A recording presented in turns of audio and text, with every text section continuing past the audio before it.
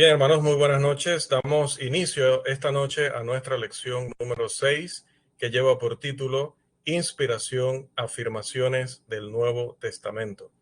Nuestra escritura hoy es Segunda de Pedro 3:2, la escritura clave, ¿no? Vamos por favor un momento a esa lectura. Alguien que me ayude, me confirma que va a ser la lectura. Segunda de Pedro 3:2, por favor.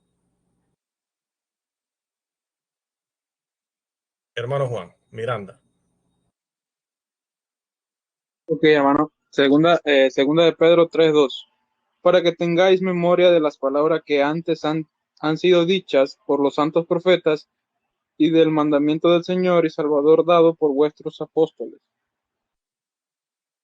Bien, para poder mostrar que toda la Biblia afirma ser la autoritativa palabra de Dios, es necesario que examinemos el Nuevo Testamento, al igual que se hizo en nuestra última lección con el Antiguo Testamento.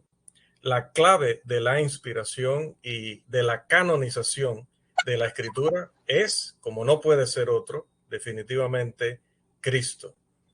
Ya está con nosotros nuestro hermano Daniel. Y él, Cristo, no Daniel, Cristo confirmó los libros del Antiguo Testamento desde Génesis hasta Malaquías como producto de Dios, escritura de Dios, revelación de Dios, como pudimos confirmar en el capítulo 24 del Evangelio según Lucas, versículo 44. Y él prometió que sus enseñanzas, que son las enseñanzas del Nuevo Testamento, serían inspiradas por la deidad. E incluso hablando de una de sus profecías, en Mateo 24:35, afirma, el cielo y la tierra pasarán, pero mis palabras no pasarán. El estudiante diligente de la Biblia necesita reconocer que Jesús no se comprometió personalmente a escribir su enseñanza, pero prometió que sus embajadores o apóstoles serían guiados por el Espíritu Santo en la promulgación del cristianismo. Y es muy importante que hagamos una aclaración aquí. Muchas veces leemos ciertos términos en el Nuevo Testamento que únicamente pueden ser aplicados a los apóstoles y nos los aplicamos a nosotros, y es un error. Cuando en la escritura leemos de somos embajadores, muchos se atribuyen ese título porque son personas que hoy salen a predicar o salen a enseñar el evangelio. Pero la categoría de embajador es una categoría que le pertenece a los apóstoles como personas que recibieron en primer lugar este mensaje, esta revelación, y se lo dieron a conocer al resto de la humanidad. Eran realmente, literalmente, los representantes del sublime maestro aquí en la tierra, y lo siguen siendo a través de sus escritos hasta nuestros días. Usted no es ningún embajador porque a usted nadie le ha revelado un mensaje que más nadie conoce para que usted lo haga conocido entre la gente. Así que tengamos mucho cuidado con ese tipo de términos. Embajadores, los apóstoles que fueron guiados por el Espíritu Santo para la promulgación del cristianismo. Jesús dice en Juan capítulo 16, versículo 13, Juan 16:13, pero cuando venga el Espíritu de verdad, Él os guiará a toda la verdad, porque no hablará por su propia cuenta, sino que hablará todo lo que oyere y os hará saber las cosas que habrán de venir. Por esta razón, hermanos, se les encargó a estos hombres el mensaje de salvación, tal como también el apóstol Pablo explica por qué a ellos. Y dice en segunda de Corintios, capítulo 4, versículo 7, segunda de Corintios 4:7, pero tenemos este tesoro en vasos de barro, para que la excelencia del poder sea de Dios y no de nosotros. Otra expresión dentro del Nuevo Testamento que no se la puede aplicar usted. El mensaje no está en usted, el mensaje ahora está en la escritura, en ese libro o esa colección de 27 libros del Nuevo Testamento y los del Antiguo que también siguen siendo escritura inspirada de Dios. No es usted, usted no ha recibido la inspiración del Espíritu Santo para tener un mensaje dentro de usted que más nadie conoce o que usted va a dar a conocer o revelar algún misterio espiritual en nuestros días. Así que todas estas terminologías son terminologías propias, características y únicas de aquellos que eligió nuestro Maestro en su ministerio terrenal para que fueran por todo el mundo enseñando la palabra y que iban a seguir dominando sobre las naciones a través de la promulgación de la ley de Cristo que se reveló a través de ellos. La promesa de la inspiración para el Nuevo Testamento se registra en una gran cantidad de textos bíblicos. Así que vamos a analizar algunos de ellos y con ello vamos a reforzar lo que Jesús dijo al respecto. Número uno, hubo la promesa de dirección divina para estos hombres elegidos por Dios a través de Jesús, aun cuando él estaba en su ministerio terrenal. Vamos a leer, por favor, y me avisa, por favor, quién va a hacerlo. Lucas 12, 11 al 12. Lucas 12, 11 al 12, por favor. Hermano Santiago.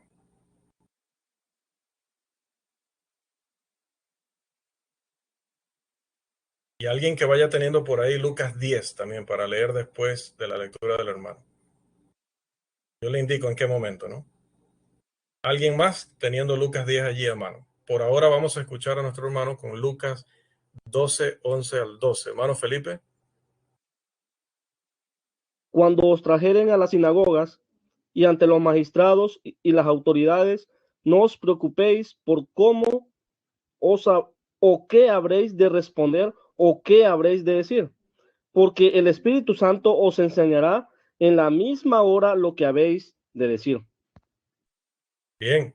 Y esta promesa también fue dada o extendida a los 70 discípulos especiales que fueron enviados a predicar el reino de Dios únicamente entre los judíos. Por favor, vamos al Evangelio según Lucas capítulo 10, que lo va a leer nuestro hermano Juan Contreras. Lucas capítulo 10, versículo 9.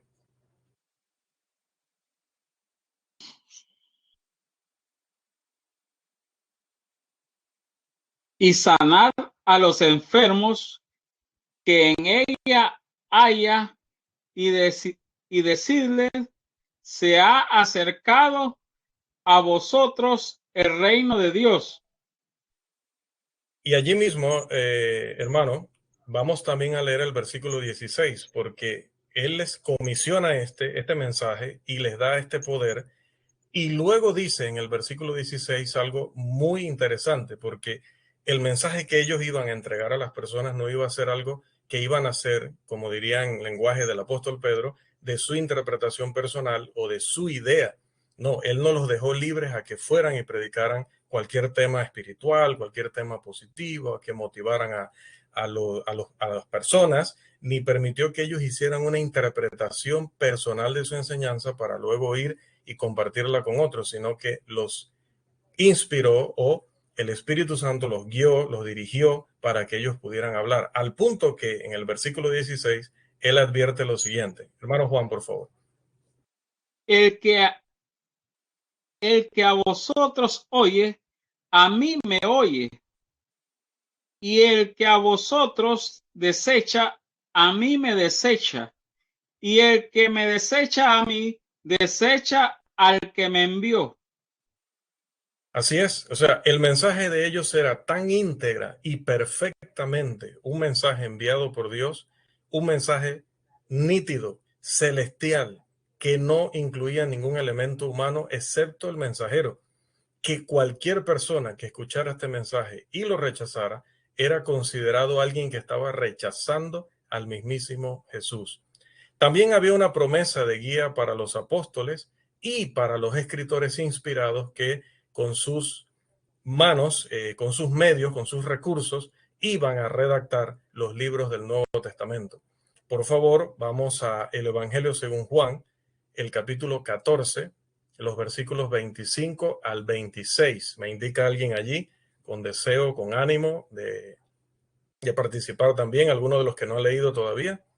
Christopher, Juan 14, 25 al 26. Otro que si quieres sea de los que no ha leído, Juan 15, 26. Lo tiene allí. Vamos ahorita con Juan 14, 25 y 26, por favor. Hermano Christopher. Os he dicho estas cosas estando con vosotros, mas el Consolador, el Espíritu Santo, a quien el Padre enviará en mi nombre, Él os enseñará todas las cosas y os recordará todo lo que yo os he dicho. Así es, nuevamente allí está la promesa de guía y recordatorio espiritual, perfecto, milagroso. Ahora con nuestro hermano Steven leemos Juan 15, 26, mientras otro hermano busca Juan 16, 7. Hermano Steven, Juan 15, 26. Dice, pero cuando viniere el Consolador, déjeme leer la versión de Biblia de las Américas, perdón.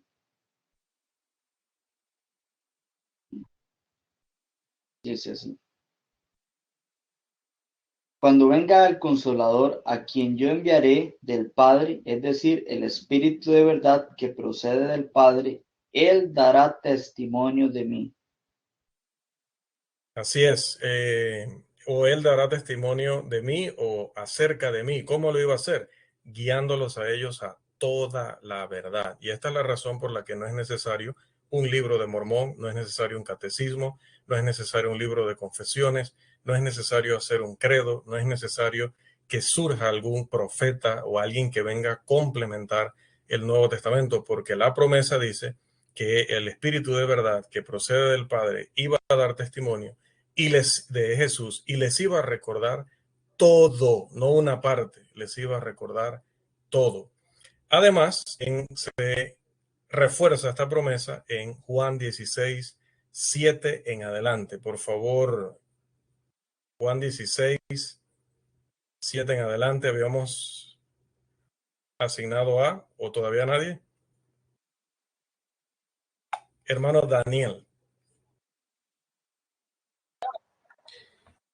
Dice, pero yo os digo la verdad, os conviene que yo me vaya, porque si no me voy, el Consolador no vendrá a vosotros, pero si me voy, os lo enviaré. Continúe, por favor. Yo le indico hasta dónde. Y cuando Él venga, convencerá al mundo de pecado, de justicia y de juicio. De pecado porque no creen en mí, de justicia porque yo voy al Padre y no me veréis más, y de juicio porque el príncipe de este mundo ha sido juzgado. Aún tengo muchas cosas que deciros, pero ahora no las podéis soportar.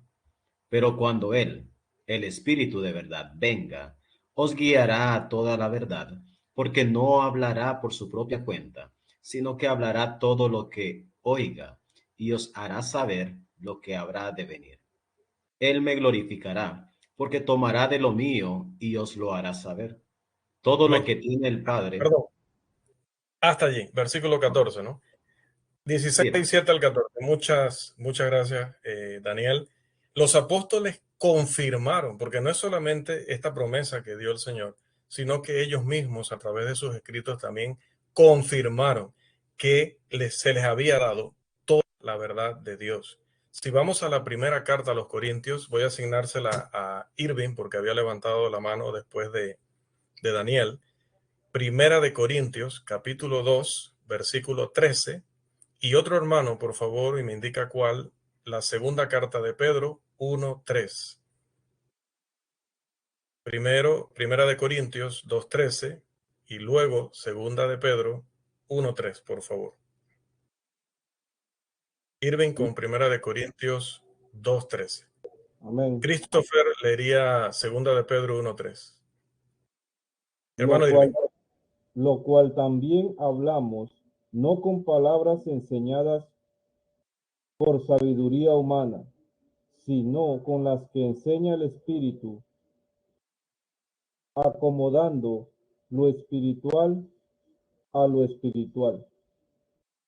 Amén. Este es un pasaje que vamos a estudiar con más detalle en otra lección y vamos a ir desmenuzándolo poquito a poco, no tanto como luego lo haremos en el curso de Primera de Corintios, que sí, que vamos a estudiar algunos libros también en detalle, ¿no? Ya hay gente por ahí saltando.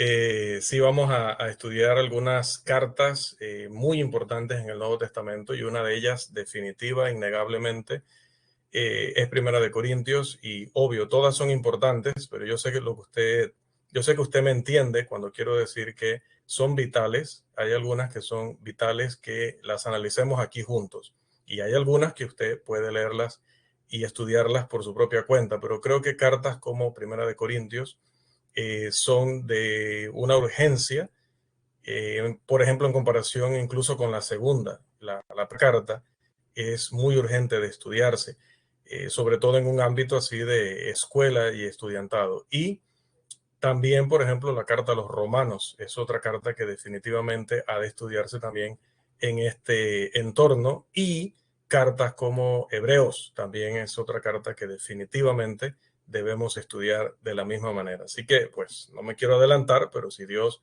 nos da vida, salud y oportunidad, ojalá podamos compartir juntos el estudio de cartas así, porque habrá otras también, ¿no? Bien, vamos a 2 de Pedro 1:3 para confirmar lo que Pablo nos ha dicho allí en 1 de Corintios 2:3.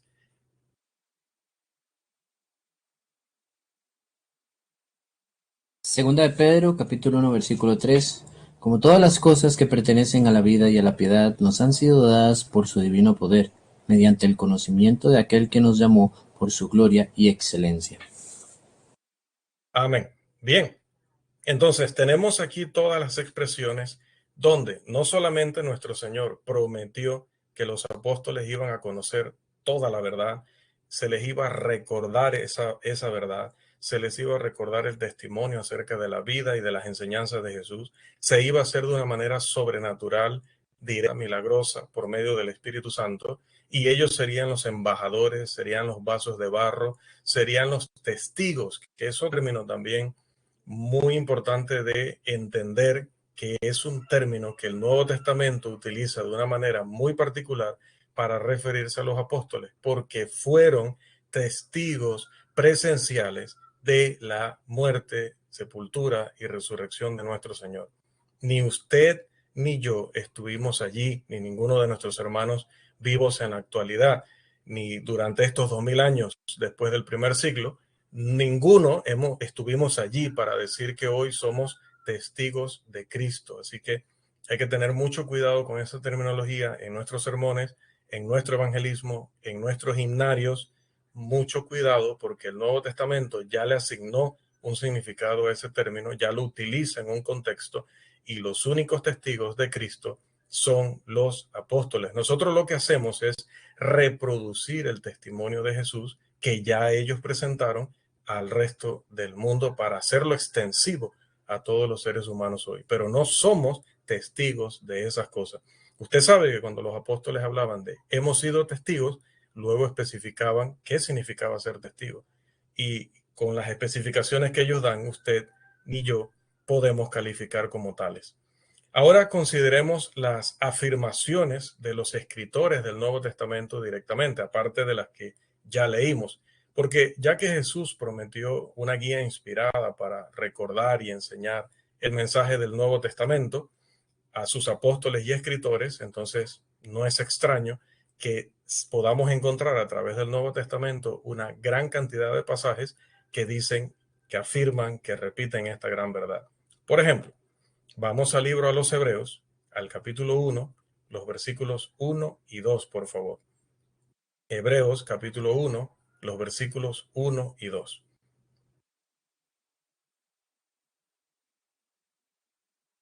Hermano Christopher, por favor.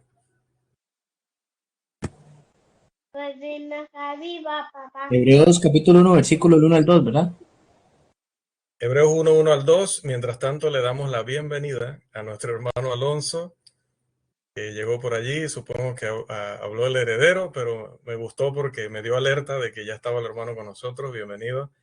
Y debe estar por allí nuestra hermana Sara, ¿no? Así que un abrazo para ambos y bienvenidos. Ahora sí, Christopher, Hebreos 1, 1 al 2. Dios, habiendo hablado muchas veces y de muchas maneras en otros tiempos a los padres por los profetas, en estos postreros días nos ha hablado por el Hijo, a quien constituyó heredero de todo y por quien asimismo hizo el universo. Bien, note que cuando usted estudia la carta a los hebreos, que seguramente la ha leído, y si no lo ha hecho, muy mal está, porque todo el Nuevo Testamento es para que usted ya lo hubiera leído y ya hubiera memorizado gran parte de él también.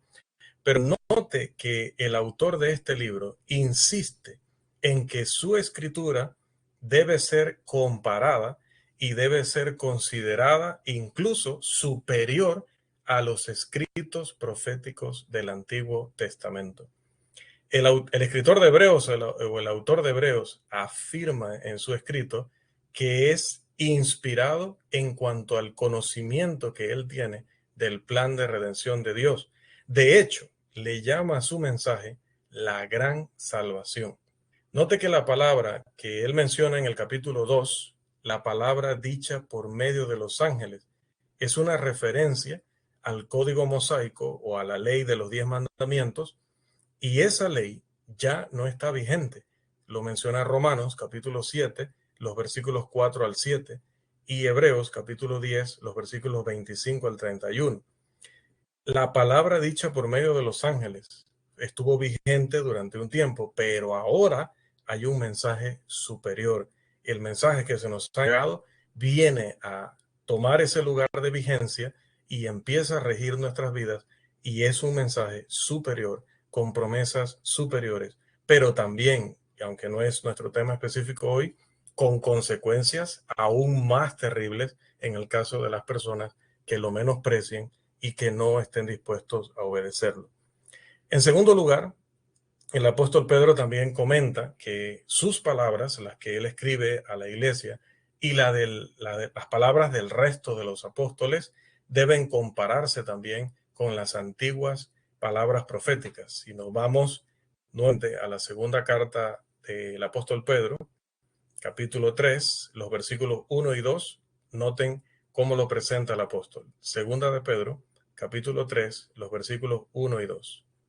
Levante su mano, por favor. Está animoso de ayudarnos con la lectura. Hermano Daniel.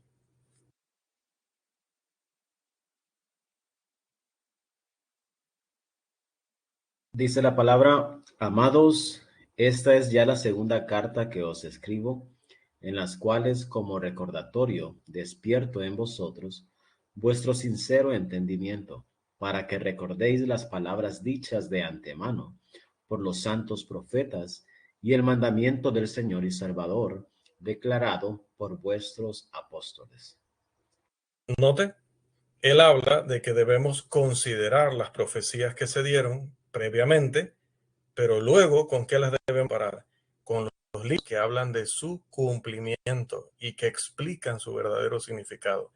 Y esos libros, ¿a través de quiénes vinieron? Dice, a través de los apóstoles.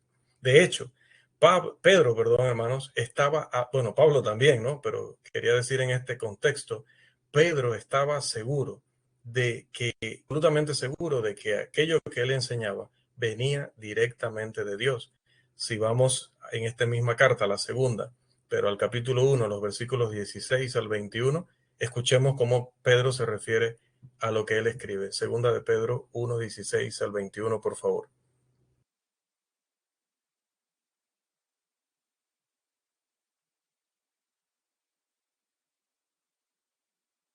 Dice, hermanos, porque cuando os dimos a conocer el poder y la venida de nuestro Señor Jesucristo, no seguimos fábulas ingeniosamente inventadas, sino que fuimos testigos oculares de su majestad. Pues cuando él recibió honor y gloria de Dios Padre, la majestuosa gloria le hizo esta declaración: este es mi Hijo amado en quien me he complacido. Y nosotros mismos escuchamos esta declaración, hecha desde el cielo cuando estábamos con él en el Monte Santo. Y así tenemos la palabra profética más segura, a la cual hacéis bien en prestar atención, como a una lámpara que brilla en el lugar oscuro, hasta que el día despunte y el lucero de la mañana aparezca en vuestros corazones. Pero ante todo sabed esto, que ninguna profecía de la Escritura es asunto de interpretación personal, pues ninguna profecía fue dada jamás por un acto de voluntad humana, sino que hombres inspirados por el Espíritu Santo hablaron de parte de Dios. Así es. Bien. ¿Qué dice el apóstol aquí? En la primera parte del versículo 16 dice que él no concibió una fábula. Él no les estaba contando una leyenda, no estaba contando un mito, no estaba contando un invento. En la segunda parte del versículo 16 afirma que él fue testigo presencial del centro de todo este mensaje, que es Jesús, sus obras y su enseñanza. Pedro también afirma aquí en el versículo 18 que él había escuchado la mismísima voz de Dios. Y también Pedro afirmaba que sus lectores, en el versículo 19, que sus lectores debían prestar atención a la palabra profética más segura, que obviamente era la suma de tanto lo que se había dicho previamente como lo que ahora ellos estaban enseñando y predicando, por decirlo en lenguaje actual, en tiempo real. El Nuevo Testamento se estaba produciendo en el momento en el que Pedro estaba escribiendo, en el momento en el que Pablo estaba escribiendo. Hablando de Pablo, como tercer punto, el apóstol Pablo, antes de viajar a la antigua ciudad pagana de Corinto, se puso a demostrar a sus oyentes que su mensaje, o el mensaje que él predicaba, no era tampoco una invención suya, no eran conclusiones personales, sino que era un mensaje que venía directamente de Dios, y así lo registra en Primera de Corintios. Vamos allá por favor un momento, el capítulo 2, los versículos 1 al 5. Primera de Corintios, capítulo 2, los versículos 1 al 5. A ver, otro varón animoso, animado, contento de hacer lectura, como nuestro hermano Juan Contreras, que levantó un segundo la mano antes que el hermano Steven. Hermano Juan, por favor. Primera de Corintios 2, 5.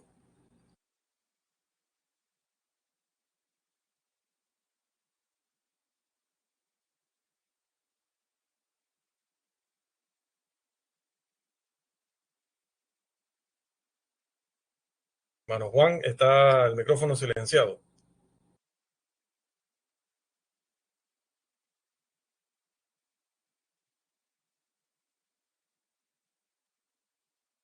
Ahora Disculpe, sí. hermano, es que me había desconectado. Ok, bueno. ¿Tiene la lectura allí a mano? Sí, me dijo Primera de Primera Corintios 2, 1 al 5. 2, 1 al 5. Por favor. Primera de Corintios, permítame, 2, 1 al 5.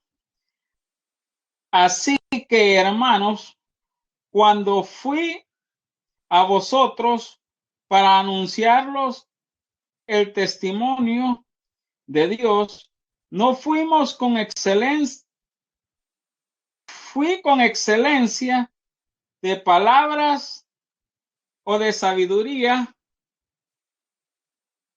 pues me propuse no saber entre vosotros cosa alguna, sino a Jesucristo y a este crucificado, y estoy entre vosotros con debilidad y mucho temblor, y mi palabra ni mi predicación fue con palabras persuasivas de humana sabiduría, sino con demostración del Espíritu de poder, para que vuestra fe no esté fundada en la sabiduría de los hombres, sino en el poder de Dios. Amén, hermanos. Pablo no intentaba hablar a los pecadores en Corinto en el antiguo, aceptado y popular estilo retórico al que ellos estaban acostumbrados. En cambio, dice que las rodillas de Pablo temblaban y la voz de él se escuchaba agitada, siendo todo esto expresiones que demostraban que el poder no estaba en Pablo, sino que el poder venía directamente de Dios por medio del Espíritu Santo y de la inspiración. Y haciendo aquí un breve paréntesis y un comentario muy adecuado y atinado al texto. Esto nos debe enseñar a nosotros muchísimo como expositores de la palabra de Dios. Si aquellos que escuchaban directamente la voz de Dios o del ángel que Dios utilizaba para hacerles conocer un mensaje, si aquellos que tenían visiones, si aquellos que resucitaban muertos, si aquellos que sanaban con poder milagroso, si aquellos que escribieron el Nuevo Testamento se miraban de esta manera a sí mismos, no con superioridad, no con arrogancia, no sintiéndose los hombres más populares y más inteligentes y los más elocuentes, sino como simples siervos de Dios que hablaban un mensaje tan sagrado, hablaban algo tan perfecto, algo tan superior a sí mismos, que dice que trataban de no utilizar la metodología humana, trataban de no utilizar técnicas que les gustan a los hombres, sino que entregaban este mensaje, incluso temblando, incluso con la voz agitada, porque sabían que está haciendo una tarea sumamente importante, vital. Estaban siendo los canales de la voz de Dios, estaban siendo los comunicadores de la mente de Dios. Por lo tanto, era tan delicada su labor que la hacían con temor y temblor, indicando la más profunda reverencia e indicando también el origen divino de este mensaje.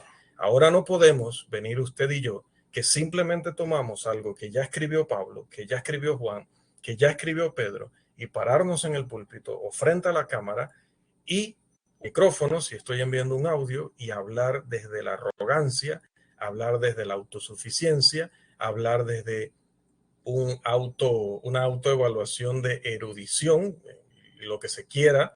No quiero ser tan específico porque igual no quiero señalar a nadie, porque es que esta reprensión pues va para todos nosotros los que en algún momento hemos podido caer en esto, que hemos peleado púlpito, que hemos querido que nos den la preeminencia, que no queremos parar de hablar y de exponer porque sentimos que si no lo hacemos nosotros, más nadie es competente o capaz en la congregación. Hablaba hoy con unos hermanos vecinos aquí que a veces ni siquiera capacitamos a otros porque tenemos ese celo de que no queremos que más nadie aprenda, porque queremos ser nosotros como los voceros o los portavoces de Dios, los únicos autorizados para enseñar, los únicos autorizados para explicar la voluntad de Dios.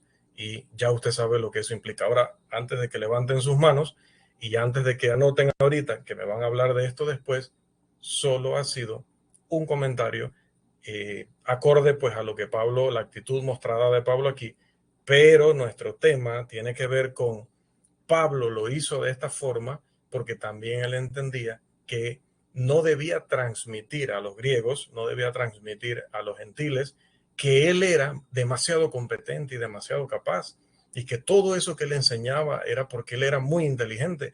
No, él tenía que hacerles ver que independientemente del instrumento, independientemente de la calidad o de las facilidades o de las características del vocero, el poder estaba en Dios, en el origen, fuente del mensaje que él estaba entregando. Y ahora le cedo a nuestro hermano, creo que Steven, era el segundo que había levantado la mano, para que continúe esta misma lectura a partir del versículo 6 hasta el 13, por favor. Primera de Corintios 2, 6 al 13.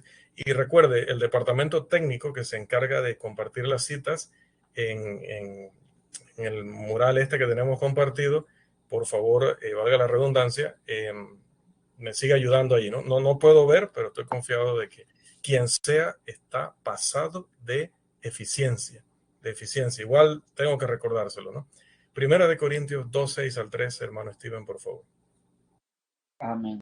Dice así: sin embargo, hablamos sabiduría entre los que han alcanzado madurez, pero una sabiduría no de este siglo, ni de los gobernantes de este siglo, que van desapareciendo, sino que hablamos sabiduría de Dios en misterio, la sabiduría oculta que, desde antes de los siglos, Dios predestinó para nuestra gloria, la sabiduría que ninguno de los gobernantes de este siglo ha entendido, porque si la hubieran entendido, no habrían crucificado al Señor de gloria, sino como está escrito, cosas que ojo no vio, ni oído oyó, ni han entrado al corazón del hombre, son las cosas que Dios ha preparado para los que le aman.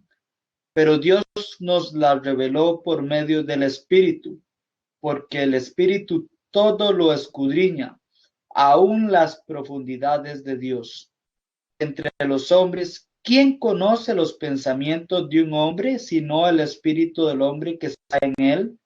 Asimismo, nadie conoce los pensamientos de Dios, sino el Espíritu de Dios.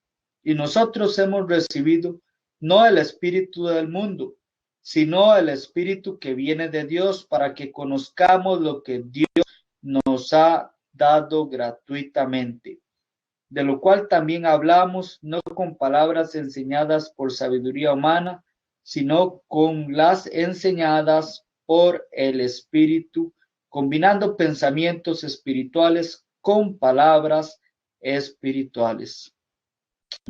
Así es. En este caso, al final de esta lectura, la versión Biblia de las Américas interpreta, porque aquí hay que rellenar unas frases bien cortas que utiliza Pablo al final de este párrafo, pero la interpretación es correcta, ¿no? Y está acomodando un pensamiento que se le daba a ellos de manera espiritual, trasladándolo al lector y trasladándolo ante en palabras que también fueran espirituales. Es decir, que ellos no podían hacer allí ningún proceso de modificación, edición, corrección, ni agregar, ni quitar. Tenían que recibir la idea espiritual y tenían que transmitirla en palabras espirituales. Y por eso es que nosotros debemos tener una gran reverencia, un gran respeto a los escritos bíblicos, porque ellos están compuestos de palabras espirituales, no son como una enciclopedia, no son como un diccionario más. Cada palabra que ha sido seleccionada para estar allí por el Espíritu de Dios es una palabra con contenido y valor espiritual. Pablo sabía que solamente existía un poder de Dios que conducía a la salvación.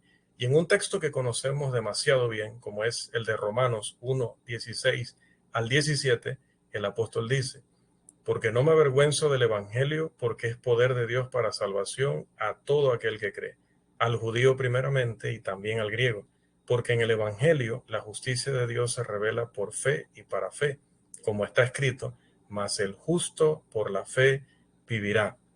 Pablo también sabía que antes que se revelara el mensaje del Nuevo Testamento, este se encontraba oculto o que era un misterio, y lo comenta así en la misma carta de 1 Corintios 2, pero en los versículos 7 al 8 que ya leímos, que vamos a recordarlos. Mas hablamos sabiduría de Dios en misterio, la sabiduría oculta, la cual Dios predestinó antes de los siglos para nuestra gloria, la que ninguno de los príncipes de este siglo conoció, porque si la hubieran conocido, nunca habrían crucificado al Señor de gloria. De hecho, dice el apóstol que, y mire que es en este texto que lo dice, que ningún ojo, ningún oído, ninguna mente tenía conocimiento alguno del mensaje completo del Evangelio hasta que éste fue revelado por Dios. Y se los digo porque pues, normalmente cuando hablamos del cielo, cuando hablamos de las recompensas celestiales, tomamos estas palabras del texto y le decimos a la gente: mira, es que vamos a ir al cielo y allá hay cosas que ojo no vio, ni que oído oyó, ni que han subido a corazón de hombre. Y le voy a decir algo, es cierto, definitivamente que nadie ha visto realmente, literalmente, lo que hay preparado en el cielo, porque estamos hablando de un ámbito espiritual y nosotros todavía estamos en este cuerpo corruptible. Sin embargo, el texto no habla de eso. El contexto inmediato de lo que está tratando es de lo que Dios tenía preparado para la humanidad respecto a la revelación y específicamente en cuanto al plan de redención de Dios. Ni los profetas, ni los reyes, ninguno de ellos, ningún religioso del pueblo judío, había entendido completamente cuál iba a ser el mensaje del evangelio. Eso estaba oculto de ellos, velado de ellos, hasta que el Espíritu Santo lo iba a revelar a través de los santos apóstoles y de los escritores inspirados. Dice el apóstol en el 9, antes bien, como está escrito, cosas que ojo no vio, ni oído oyó, ni han subido en corazón de hombre, son las que Dios ha preparado para los que le aman. Allí definitivamente la expresión se está refiriendo a, como les digo, a la revelación o al evangelio que durante muchos siglos, imagínense, muchos hombres quisieron, como también lo diría Pedro, muchos quisieron conocer qué persona y en qué tiempo el Espíritu iba a revelar estas cosas, qué iba a suceder con el resto del mundo, qué iba a suceder con el reino espiritual, y no tuvieron oportunidad de saber realmente de qué se trataba, cómo se detallaba, porque era algo que estaba destinado para que lo hablaran o lo revelaran solamente los apóstoles en el Nuevo Testamento. Permítanme buscar aquí un archivo que debió estar aquí. Aquí lo tengo. Ya me extrañaba porque lo tenía por aquí a mano. Bien. Un momentito.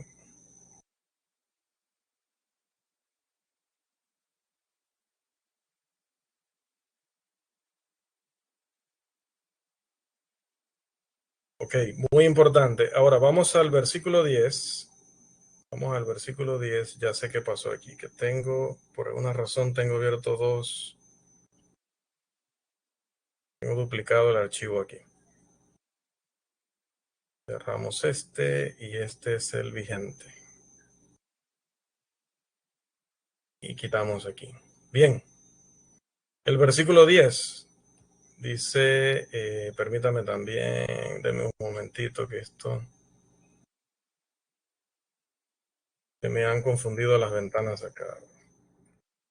De Corintios 2, estamos, como había prometido, estábamos desmenuzando un poquito este texto, que todavía lo haremos mucho mejor cuando decía, pues entremos al tema de la carta, ¿no? Dice el versículo 10, pero Dios nos las reveló a nosotros por el Espíritu, y ahí a nosotros se está refiriendo a los apóstoles. Es muy importante que entendamos el contexto inmediato del pasaje.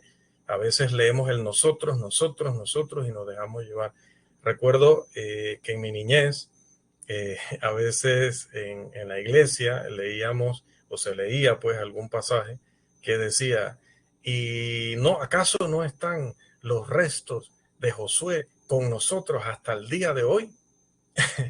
y recuerdo, bueno, por dicha hubo tuve muchos predicadores, muchos evangelistas en mi niñez, así que pues si alguno ve esta grabación no sabrá si aludo a él o no, pero recuerdo haber escuchado uno que cuando leyó dice hasta el día de hoy, o cuando leía ya en Hechos 2 que dice todos aquí se puede decir con tranquilidad que el sepulcro de David pues está con nosotros hasta hoy.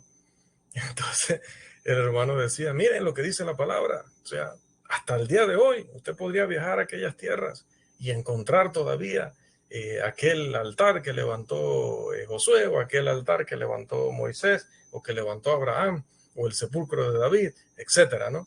Y estoy dando ejemplos así por encima, ¿no? Es probable que el de David esté ahí. Christopher después nos confirma que todavía esté en pie hoy, pero había muchas otras cosas que decía el texto, está con nosotros hasta hoy, pero claro, está hablando del periodo en el que se está escribiendo ese libro, y hasta ese momento que Israel todavía era una nación protegiendo sus propios, su historia, sus propios recuerdos, obviamente eso estaba allí, pero ya luego, después de todas las invasiones que han venido, de haber sido destruida Jerusalén en tantas ocasiones, de haber sido llevado cautivo el pueblo, de haber traído a extranjeros a vivir en toda la zona norte, al final muchas de estas cosas en el camino se perdieron, entonces ya no aplica lo de hasta hoy para nosotros en muchos casos. En algunos probablemente sí. Ya dije que si Christopher al final de esta lección en el trayecto de esta lección no nos confirma si el sepulcro de David está con nosotros hasta hoy, va a tener problemas. Volviendo, entonces decíamos, dice, pero Dios nos las reveló a nosotros por el Espíritu. Y ahí se está refiriendo definitivamente a los apóstoles. Y note que las palabras, y este es un término muy importante en esta sección, las palabras procedieron del Espíritu Santo, ¿sí? Esas palabras que conllevaban un mensaje espiritual. Aquellos que trataban de determinar cuál era la voluntad de Dios a través de la filosofía humana, entonces debían ser considerados, debían ser etiquetados como hombres naturales que eran incapaces entonces, obviamente, de conocer las cosas de Dios. Así que cuando aquí habla del hombre natural, no está hablando simplemente del inconverso, no está hablando simplemente de una persona que es atea, no, está hablando de alguien que no tiene la revelación del Espíritu de Dios. Podía ser un gran maestro, tanto en la iglesia como podía serlo en el judaísmo, como podía hacerlo entre los griegos, en Atenas, podía ser un filósofo, quien fuera. O sea, toda persona que utilizara simplemente la lógica, la razón o la ciencia natural para tratar de determinar cuál iba a ser la voluntad de Dios respecto a la salvación, ninguno podía saberlo, ninguno podía llegar a la conclusión correcta, ninguno podía conocer los pensamientos o los planes de Dios, excepto aquellos a quienes se les fue revelado sobrenaturalmente, por del Espíritu. Por eso, en el versículo 14, dice el texto, versículo 14, pero el hombre natural no percibe las cosas que son del Espíritu de Dios, porque para él son locura, y no las puede entender, porque se han de discernir espiritualmente. Si de hecho, hermanos, nosotros vamos a la Escritura, hombres como Daniel, que eran definitivamente hombres espirituales en el sentido de su conducta, de su devoción, a veces recibían un mensaje, y usted lo sabe, y no entendían realmente de qué estaban hablando. Hubo personajes en Génesis que dijeron, soltaron expresiones o dijeron algunas cosas que luego tendrían que ver con lo que vendría en el futuro, y no sabían que ellos en ese momento estaban profetizando. Incluso el sumo sacerdote, sabemos que él también profirió una palabra que en ese momento, pues él no sabía que estaba siendo utilizado por Dios para hablar de algo que definitivamente era una realidad cuando habló acerca del sacrificio de Cristo por la nación. Y también sabemos del apóstol Pedro, que en una ocasión le dice a Jesús que tú eres el Hijo del Cristo, el Hijo del Dios viviente. Y el Señor le responde, esto no lo supiste por un medio natural. Esto no fue porque ejerciste simplemente tu lógica y tu razón, sino que esto no te lo reveló carne ni sangre, sino nuestro Padre Celestial. Es de un caso de aquellos que no pudieron por la vía natural saber estas cosas, sino porque se las había revelado el Santo Espíritu. Bien, sobre los años, o con el paso de los años, especialmente un teólogo llamado Juan Calvino escribió algo que se conoció como sus instituciones en el siglo XVII. Y debido al escrito de él y al pensamiento que él desarrolla ahí, muchos terminaron interpretando incorrectamente 1 Corintios 2:1 al 14 para tratar de probar que era necesaria alguna operación directa o un milagro del Espíritu Santo para poder que el pecador entendiera la voluntad de Dios y obedeciera a Dios. La discusión en el texto que hemos leído a través de nuestros dos hermanos que hicieron la lectura y lo que hemos repasado ahorita mismo en el análisis es acerca de la inspiración de los apóstoles del Nuevo Testamento. No está hablando de una persona que toma la escritura y la empieza a estudiar. No dice que necesite de parte de Dios una operación directa o una revelación para que pueda entenderlo. De hecho, si nosotros nos vamos al caso del eunuco etíope, que ya lo mencionábamos en otra lección, creo que con ustedes ya tengo una edad, así que a veces no sé a quién le expliqué, pero Ya tenemos todas las lecciones en el canal, así que cualquier cosa, después repasaré a ver si fue con ustedes.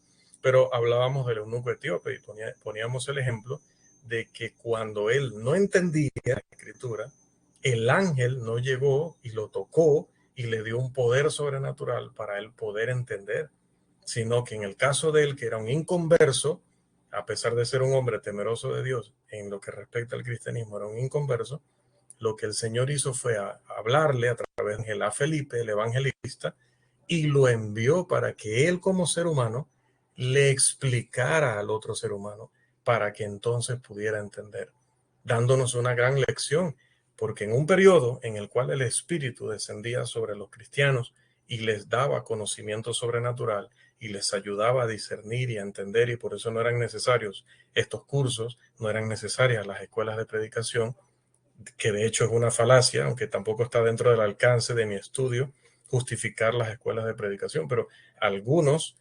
indoctos y por no decir otras cosas, hoy hablan de que esto no es necesario, no es necesario una escuela de predicación, no es necesario que busques a alguien para que te instruya, porque es que en el Nuevo Testamento no se ve eso, no había estas instituciones y eso es pecado, etcétera. Claro, no lo sabía porque un apóstol imponía sus manos sobre ti y tú automáticamente recibías conocimiento sobrenatural y discernías espiritualmente las cosas, entendías las cosas de Dios porque el Espíritu te las revelaba. Sin embargo, en esa misma época, cuando se trató el caso de un inconverso, como fue el del eunuco etíope, no, el ángel enviado por Dios no trata nada con el etíope, no habla nada con él, ni lo toca, no hace nada milagroso por él. Lo que sí hace es decirle al evangelista, ve y predícale, ve y enséñale. Y tal cual él lo hizo, es como lo tienen que hacer todos los predicadores hasta el día de hoy. Entonces es importante que cuando nosotros leamos 1 Corintios 2, 1 al 14, y nuestras membresías también lo hagan, no se dejen llevar por el lenguaje del texto y cometan el mismo error que cometió el señor Juan Calvino de confundir esta porción de la escritura y no entender que en realidad se está refiriendo, como dije, al conocimiento sobrenatural o a la inspiración para escribir el Nuevo Testamento que tenían los apóstoles. No está hablando acerca de la salvación, está hablando acerca de entender y de comunicar ese plan de salvación por primera vez. El mensaje inspirado, una vez fue consumada su redacción por medio de estos hombres inspirados, ya es fácil de entender sin la asistencia externa milagrosa del Espíritu Santo. Podemos confirmar esto en el escrito de Pablo, otro hombre inspirado en Efesios, y vamos allá un momento por favor, vamos a la carta a los Efesios, el capítulo 3, los versículos 1 al 5 por favor. Efesios 3, 1 al 5. Levante su mano para saber que usted va a hacer la lectura.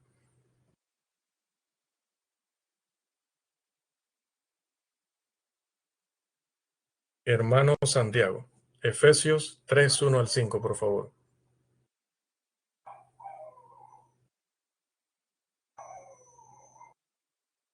Por esta causa, yo, Pablo, prisionero de Cristo Jesús por vosotros los gentiles, si es que habéis oído de la administración de la gracia de Dios que me fue dada para con vosotros, que por revelación me fue declarado el ministerio, como antes lo he escrito brevemente, leyendo lo cual podéis entender cuál sea mi conocimiento en el misterio de Cristo, misterio que en otras generaciones no se dio a conocer a los hijos de los hombres, como ahora es revelado a sus santos apóstoles y profetas por el Espíritu.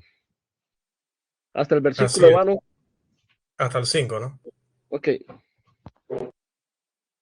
Bien, entonces, ¿qué podemos ver aquí? Dice, leyendo lo cual podéis entender. Una vez que ya estaba revelado y que ya estaba redactado, ese es el proceso. Leyendo lo podéis entender. Bien, entonces, un análisis cuidadoso de 1 Corintios 2 revelará que la fe de los corintios podía tener una base firme, podía mantenerse en pie, confiada en el poder de Dios o en el mensaje que ellos habían escuchado, como dice el versículo 5, mensaje escuchado, que es un término clave dentro de ese contexto. Ese mensaje había sido ahora revelado, dice el versículo 10. Y el mensaje fue enseñado en palabras, dice el versículo 13. El mensaje vino de hombres inspirados que tenían la mente de Cristo. Y aquí otra vez encontramos una expresión que a veces utilizamos de una manera liviana, de una manera incorrecta, sacándola de su contexto. En esta porción de la Escritura, la mente de Cristo se refiere a lo que él había enseñado, a lo que él quería que los apóstoles enseñaran, que él no haya enseñado personalmente, y que el Espíritu lo comunicaba a los escritores y a los apóstoles inspirados de manera milagrosa. Tener la mente de Cristo era tener ese mensaje que más nadie tenía y que ellos estaban revelando tanto en la palabra hablada como en lo que escribían. Así que, siendo que era un mensaje que venía de Dios, que tenía poder de salvación, que ya había sido revelado, que había sido enseñado con palabras, que era un mensaje que había venido a través de los apóstoles y hombres inspirados, pues es raro que veamos en el Nuevo Testamento que las personas oían este mensaje, creían este mensaje y automáticamente se veían en la necesidad de ser bautizados, como vemos en Hechos 18:8. No es para nada extraño, porque definitivamente estaban viendo, estaban atestiguando que ellos estaban recibiendo un mensaje que no era de los hombres, sino que definitivamente venía de Dios. Así que en una declaración consiguiente por parte del apóstol Pablo a esos mismos corintios mencionados arriba o mencionados anteriormente, en ella enfáticamente les dice que los escritos que ellos estaban haciendo llegar a las iglesias y que están en nuestras manos hoy día venían definitivamente de Dios y tenían toda la autoridad de Dios. Si vamos a Primera de Corintios, por favor, 14:37, note la amonestación que el apóstol Pablo da a todo aquel que lea esta carta de los Corintios, y por lógica, los que lean todo escrito que el apóstol hacía llegar a las iglesias con carácter inspirado. Por favor, Primera de Corintios 14:37.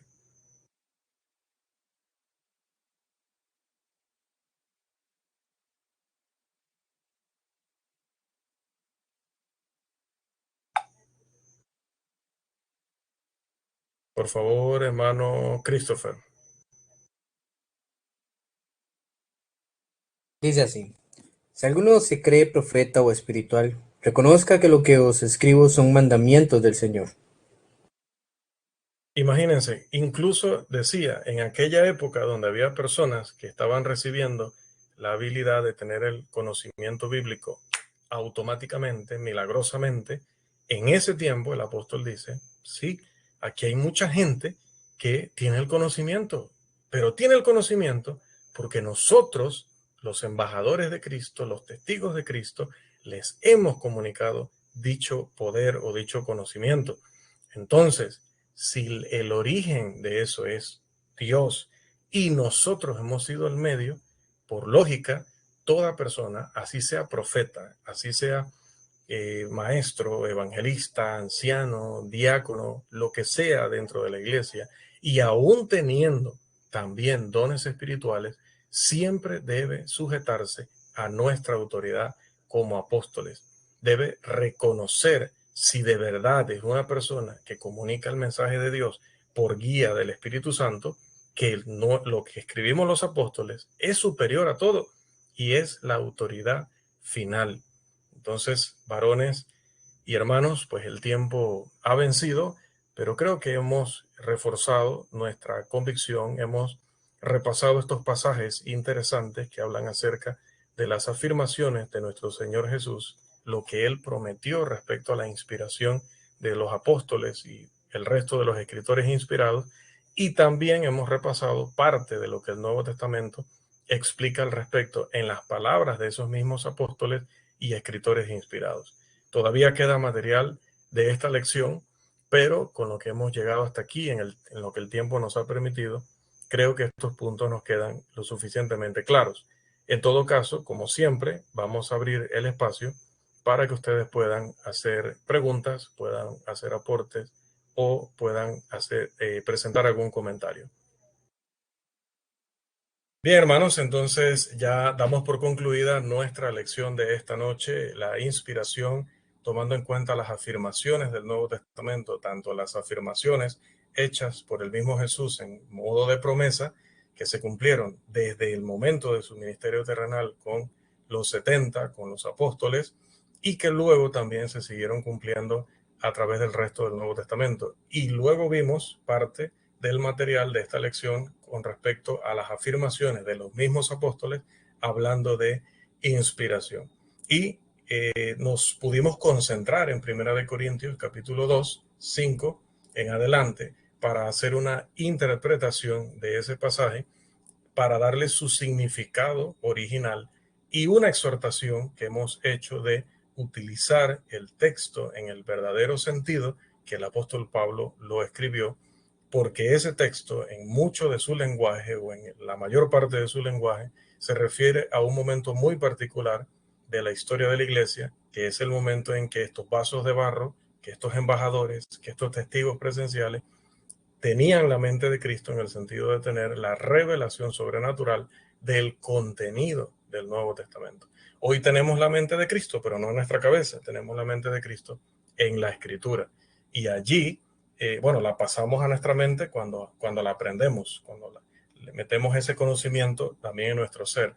Pero me refiero a que no es la mente de Cristo en un sentido espiritual de decir, bueno, que yo, pienso como Cristo, pues pienso con amor, pienso con justicia. No. Pablo está hablando de un contexto de revelación sobrenatural a hombres que estaban escribiendo el Nuevo Testamento.